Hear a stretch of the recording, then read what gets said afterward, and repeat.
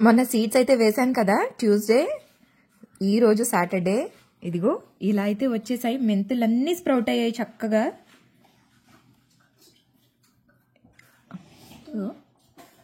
2 inches అయితే పెరిగాయి. వేసిన ప్రతిదీ స్ప్రౌట్ అయిపోయింది.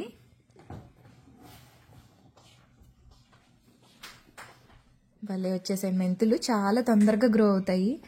అండ్ ఇదిగో స్పినాచ్ సంగతి అయితే ఇదిగో ఇలా ఉంది. ఇప్పుడిప్పుడే స్ప్రౌట్ అవుతున్నాయి. ఇదిగో పాలకూర విత్తనాలు ఇలా అక్కడక్కడ, ఇక్కడ ఒకటి, ఇక్కడ ఒకటి, ఇక్కడ అక్కడక్కడ స్ప్రౌట్ అవ్వడం అయితే స్టార్ట్ అయ్యాయి. 5 డేస్కి ఇట్లా వచ్చాయి. పాలకూర, ధనియాలు అస్సలు ప్రోగ్రెస్సే లేదు. చూడాలి, ఇంకొక 2 డేస్ వెయిట్ చేస్తే ఏమైనా వస్తాయేమో. ఒక్కటి కూడా స్ప్రౌట్ అవ్వలేదు ధనియాలు.